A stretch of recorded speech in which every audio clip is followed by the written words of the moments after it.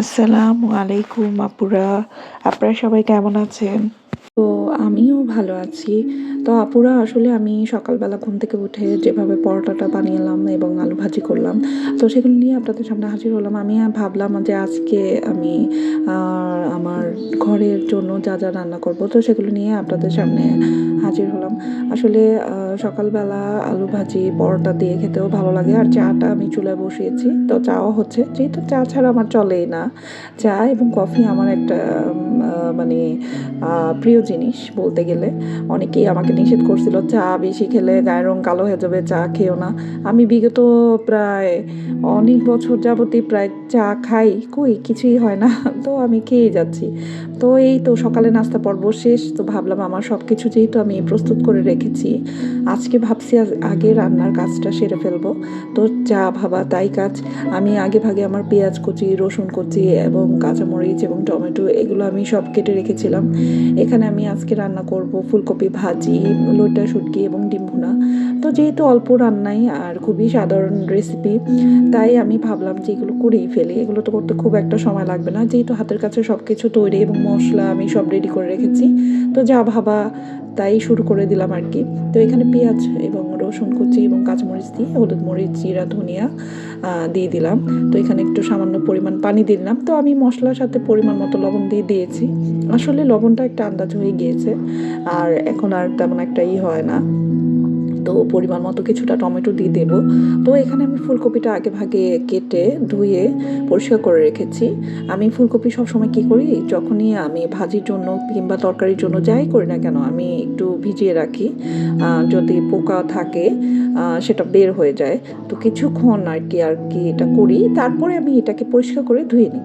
তো যাই হোক, আমি এগুলো সব পরিষ্কার করেই আগে ভাগে রেখে দিয়েছি যাতে আমার রান্নাতে সুবিধা হয়। তো আশেপাশে সব কিছু করে রাখলে রান্না করতে খুব একটা সময়ের বিষয় হয় না। তো আমি আমি আসলে কাজ তাড়াতাড়ি হয়ে গেলে আমার একটু ভালোই লাগে। তো আমি একটু এনজয় করতেছিলাম, ভাবছি যাক একটু মনটাও ভালো লাগে কাজ তাড়াতাড়ি হয়ে গেলে।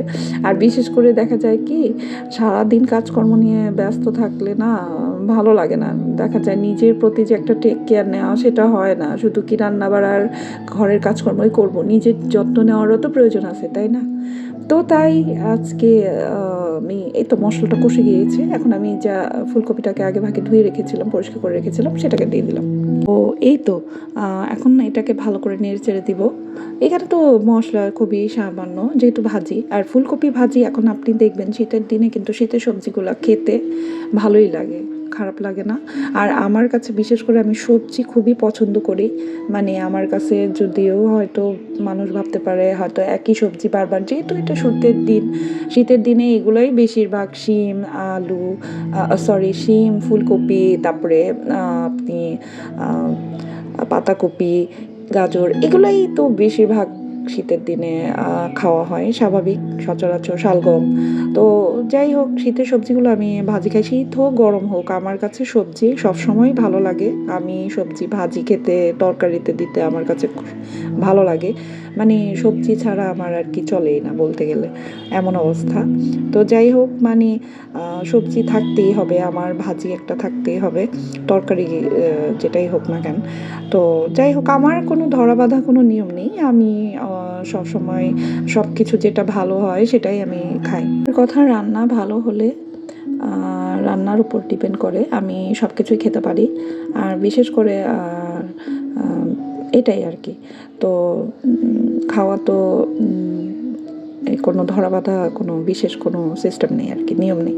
তো যাই হোক, আমার ফুলকপি ভাজিটা হয়ে গেল, মানে বসিয়ে দিয়েছি। তো এখন এটাকে ঢেকে দেব। তো এটা হওয়া পর্যন্ত অপেক্ষা করব। তারপর আমি ভাবলাম, আমি যেহেতু এটাতে আমি অবশ্য সব কিছু প্রসেসিং করে রেখেছি যাতে আমার আগে ভাগেই, যাতে আমার রান্নাতে সুবিধা হয়।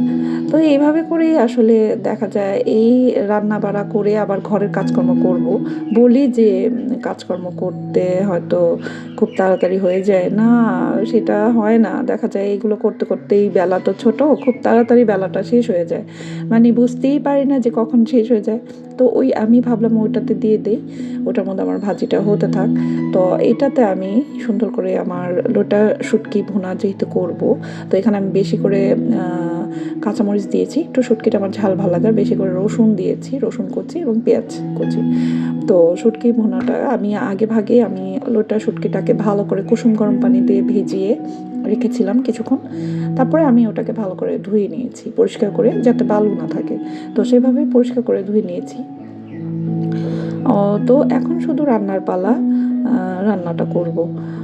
তো আমি দেখা যায় সকালবেলা ঘুম থেকে উঠে আমি অনেক সময় মানে ঘুম অনেক সময় আবার দেখা যায় কি হঠাৎ ভেঙেও যায়।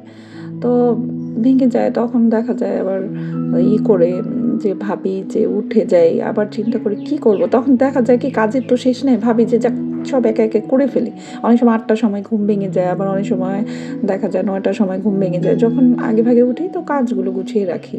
তো যেহেতু আমাকেই করতে হবে, তো সেই আর কি, যা ভাবা তাই কাজ। তো শুটকিটাকে আমি আগে ভাগে বললাম যে পরিষ্কার করে ধুয়ে রেখেছিলাম, তো সেটাকে এটার সাথে একটু ভাজা ভাজা করে নিলাম। তো এই তো এইভাবে করেই আমি তৈরি করে নিলাম তেলের সাথে, পেঁয়াজ রসুনের সাথে। এখন আমি একে একে এটার মধ্যে হলুদ মরিচ ধনিয়া গুঁড়ো অ্যাড করে নিব। তো আমার মশলাগুলো সব আশেপাশেই রেডি রেখেছি, তো এগুলো আমি দিয়ে দিলাম। তো এখন আমি এটাতে সামান্য পানি দিই, এটাকে কষিয়ে তারপরে আর কি এটাকে কষাবো আর কি। আর যেহেতু এটাকে আমি ভালো করে করে নিয়েছি, তারপর ওকে একটু সামান্য কষিয়ে নেব।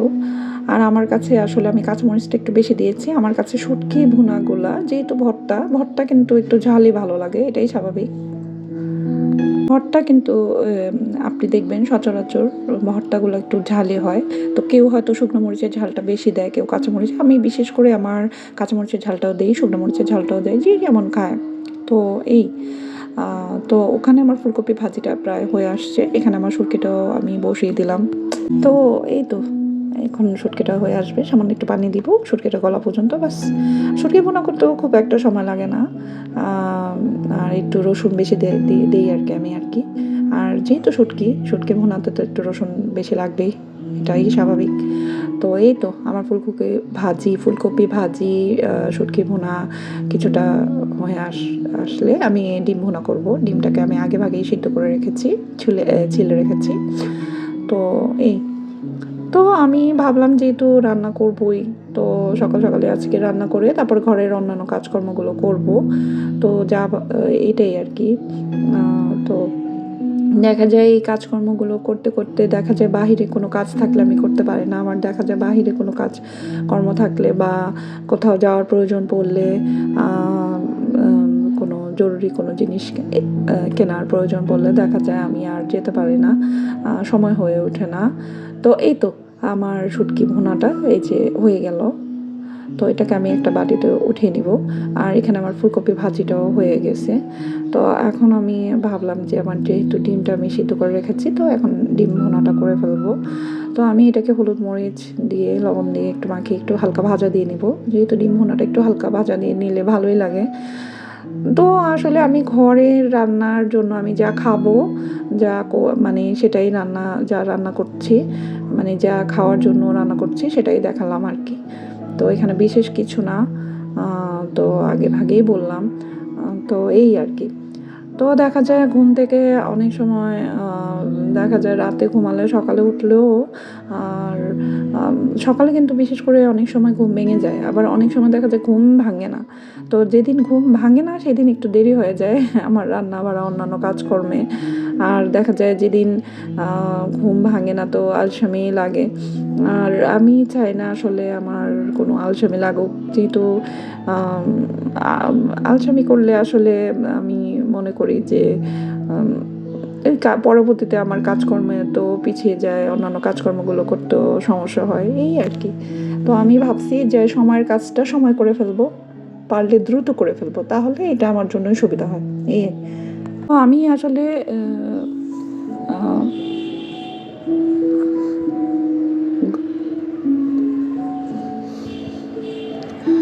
মানে আমার কোনো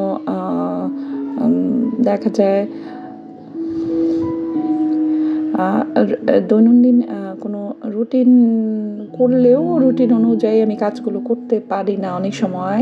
কারণ ওই যে বললাম যে অনেক সময় দেরি করে ঘুমালে অনেক সময় দেখা যায় সকাল ১০টা বাজে উঠি। তো তখন তো আর রুটিন অনুযায়ী হয় না, একটু দেরি হয়ে যায়। আর যখন ৮টা-৯টা বাজে ঘুম থেকে উঠি তখন একটু আমার নিয়মটা সুন্দর মতো আমি কাজগুলো দ্রুত করে ফেলতে পারি এই। তো আপুরা আপনারা আ দূরে কিংবা কাছে যেসব আপুরা আমাকে সবসময় দেখেন এবং আমার ভিডিওটি যাদের কাছে ভালো লাগে অবশ্যই লাইক, কমেন্ট এবং শেয়ার করে আমার পাশে থাকবেন। আ আর যেসব আপুরা আমাকে ভালো, ভালো কমেন্টস করেন তাদেরকে আমি মন থেকে জানাই অনেক, অনেক আ দোয়া এবং ভালোবাসা। তো এই তো আসলে আমি আলুটাকে একটু হালকা ভাজা দিয়েই মসলা দিয়ে দিয়েছিলাম। তো ডিমটা আগেভাগে ভেজে রেখেছিলাম। এই তো রান্না আসলে হয়েই গেল। তো করে ফেললাম তো হয়ে গেল এই আরকি। তো যাক, অনেক কথাই বললাম। আপনাদের সাথে গল্প করতে, করতে আমার রান্নাও হয়ে গেল। গল্প বলতে মানে যেভাবে রান্না করলাম সেগুলোও শেয়ার করলাম। তো ভালো থাকবেন সবাই, সুস্থ থাকবেন। খোদা হাফেজ সবাইকে।